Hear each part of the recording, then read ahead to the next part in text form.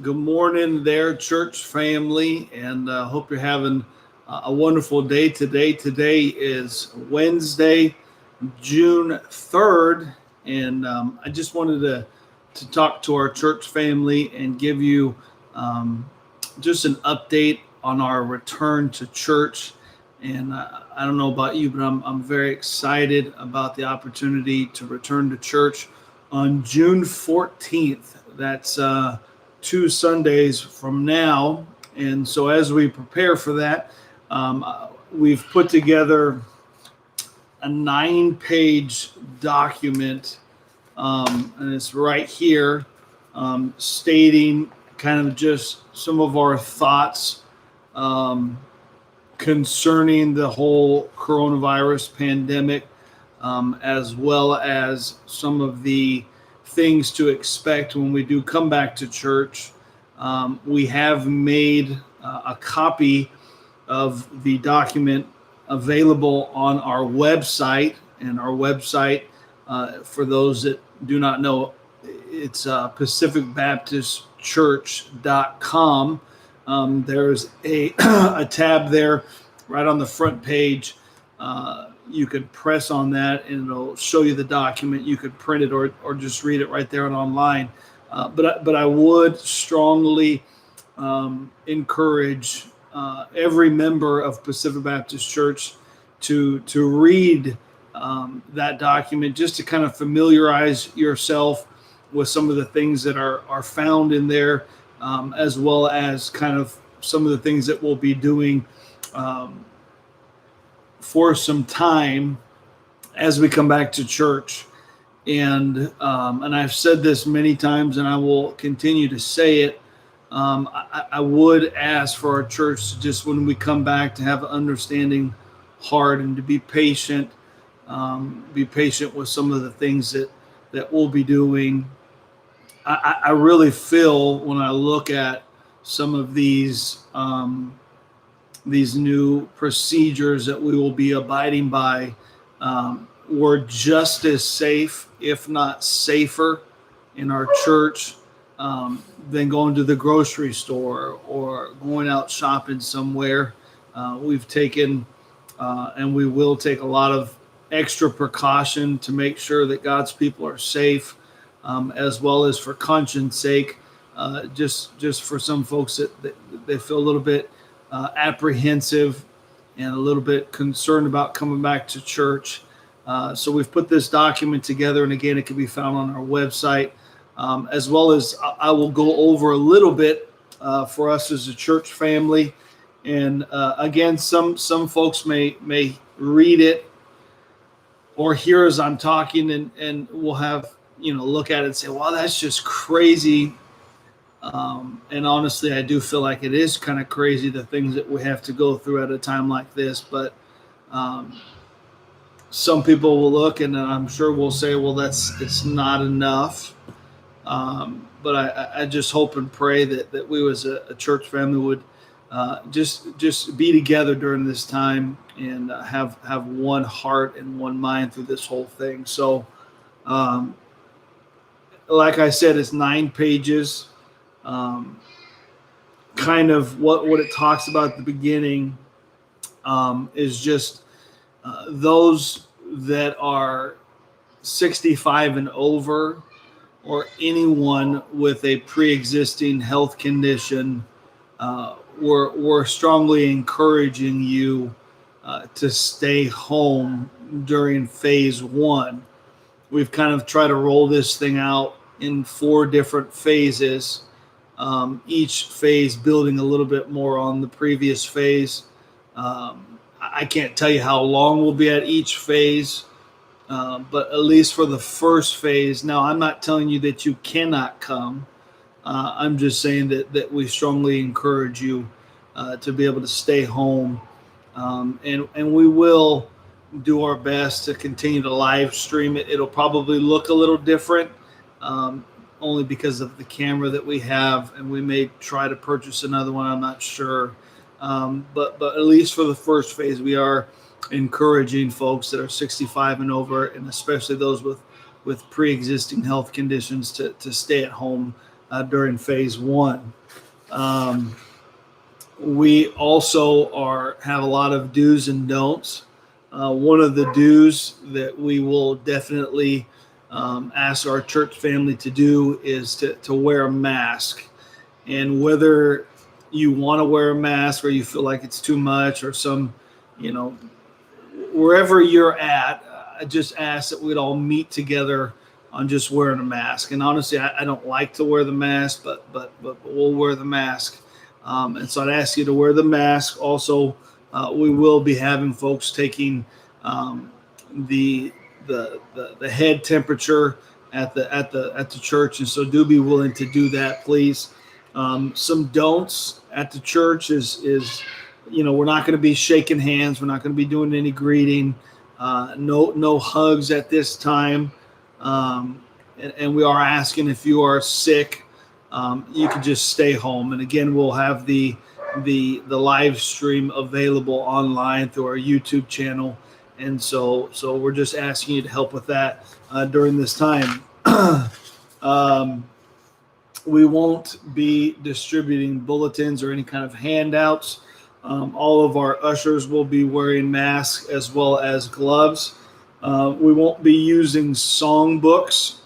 We were able to get a program that will put the hymns up on the projector, and so you can follow along with the words up there. We won't obviously have any food or coffee before the services, and really we're kind of strongly encouraging folks to not fellowship. And I know it's been a long time since we've seen each other, but just during this time, just to kind of come to church, and then as quickly as possible to leave. The playground will be closed at this time. Also, as far as the sanitation of the facilities, we will be sanitizing surfaces and spraying everything down before our service. Between the services, we have a service at 3:00 as well as at 4:30, and we'll have a sanitation team cleaning between then. And then, of course, after our services, we'll also be sanitizing. Now, if you would like to join one of our sanitation teams, if you could help out either before the 3:00 service, in between the 3:00 and the 4:30 service, or after our 4:30 service, if you could just shoot me a text and let me know that you'd like to volunteer, or if you'd like to, you can text my wife, and that way we can get you set up on one of these sanitation teams. Now, as far as the scheduling of the services, and I had mentioned this, one of the orders that the governor of California gave was that churches could meet, but not to exceed 25% or 100 people, whichever number is lower, their total capacity within their church. So for us, that magic number is 33. And so how we're going to do it is we're going to make reservations for your seat. You'll text actually Mrs. Joy Ayala, and I'll give you her phone number in just a little bit. You will text her, letting her know, who you are and how many seats you will need, and the preferred service that you would like to attend, whether that's the 3:00 service or the 4:30 service. Then you will receive a confirmation text message from her stating that we have your reserved seats, and what service you will be confirmed to attend. So how the services will work, it's basically on a first come, first served basis. As soon as a service reaches its 33 person capacity, we'll move to the next service and begin filling that service. So for instance, if we got a lot of folks that want to come to that first service, the 3 o'clock service. You text in, you'd say, I got a family of 4. We'd like to be at the 3 o'clock service. If that service is full, we'll confirm back to you and saying we got your request for 4, but we're going to have to put you to the 4:30 service, only because of the just the amount of people that we have in that service. Something also to kind of expect. One thing that we will have to do in order to properly position folks in the auditorium to help utilize the maximum amount of space and people that we can get, like larger families, for instance, a family of 4 will get split on a row in order to help facilitate the 6 feet of social distancing. So, for instance, my family will have to be separated in order to practice that, and that may not make a lot of sense to you, but once you kind of see it, it'll make more sense. But we're not going to do any kind of reserving of seats. Like, hey, I want to sit in the 3rd row on the right side. What we'll do is we're going to just place you in the auditorium, what best fits the needs for that service, so that we can accommodate as many people as possible, as well as practicing the 6 feet of social distancing. So, and again, I know this is awkward, this is weird, this is definitely not ideal or best, but I'm asking you to please just help us with this. And we'll be doing this for some time here. So, also another thing how this will work is you will not need to call in every week in order to reserve your seats. You just call in one time and you say, I want to reserve, the seats, or you text message, and that helps us just to keep better track of who's text in and so on and so forth. So when you text in, you let us know your name, how many seats you'll need, what service you would prefer, and then you'll receive a response text confirming the details of what you asked, as well as the service. Once you make that reservation, that will be your reservation slot for at least the first 2 phases. And I'll go over the phases here in just a little bit. So, but that's just important for you to understand. Is once you make your reservation, that's your reservation, that's your time until further notice. All right. Now, Mrs. Joy Ayala's phone number is 562-726-5249. And again, that's 562-726-5249. And you just text her, again, let her know your name, how many seats you would like, and what service you would prefer. Now, kind of just briefly here on kind of what to expect or how things are going to work once we arrive here at church. We will open the church doors 15 minutes prior to the start of the service. So if the service begins at 3 o'clock, we will open the doors 15 minutes. So it'd be 2:45 before the actual service starts. If you get there earlier than that, we'd ask you not to congregate outside in front of the door, but just to wait in your car until 15 minutes before, and then you can come into the auditorium. As I mentioned before, when you come in, we'll have some greeters at the front door, taking temperatures just to make sure that everybody's is okay. Once you come in, there'll be signs everywhere. We'll have the arrows pointing towards traffic flow. You'll go inside the auditorium. There in the foyer, we'll have some X's on the floor for you to wait. We'll have an usher there at the back door with a seating chart, and you just kind of basically check in with them.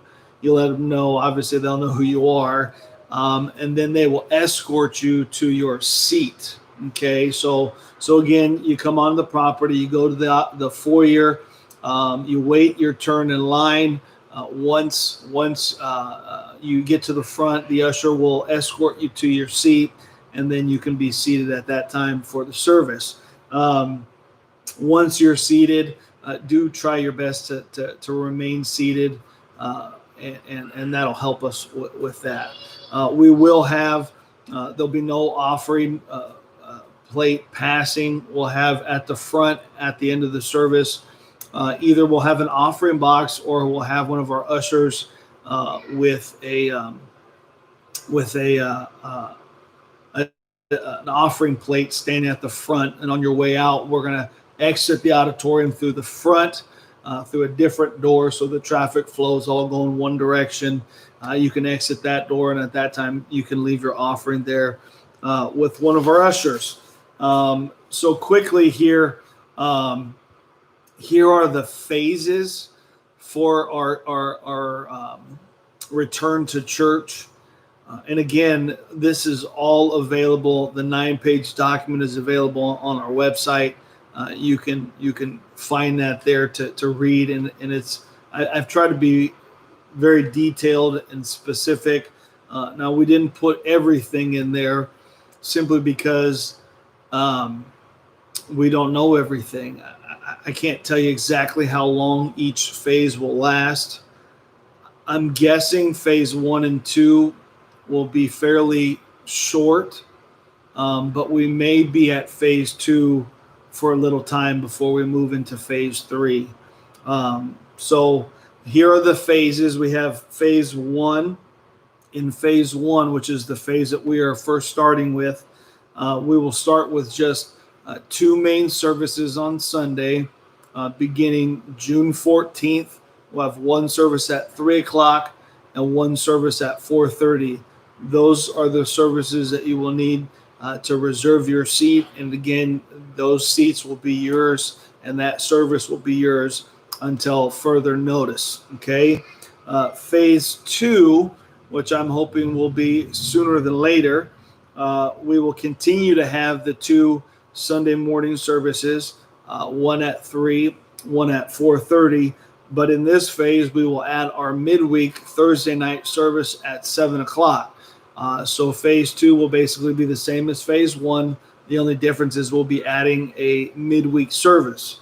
Now, phase 3 is a little bit more of a jump, and Lord willing, it will be soon. But again, I can't tell you.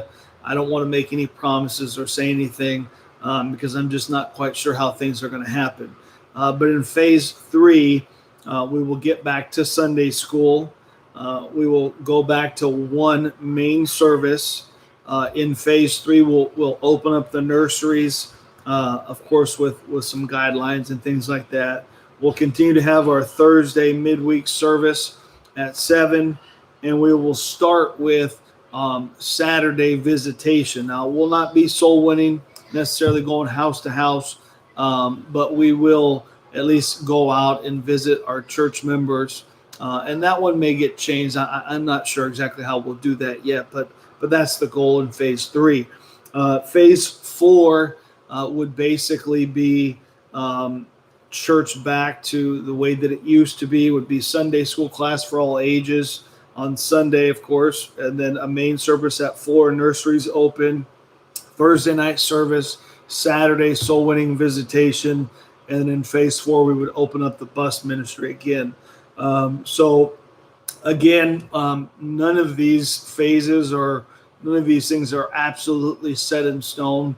Things are able to change based upon the outcome of the coronavirus, kind of information that's available at the time, as well as specific circumstances that are happening in our church and with our people. So I just wanted to give you this update. It was probably longer than I expected it to be, but I do want you to know, church family, that we've tried to pray and plan and prepare as best as we can to make a safe return to God's house. Wherever you're at in regards to what you feel for this plan, I'd ask you just to be patient with us and to have grace and understanding.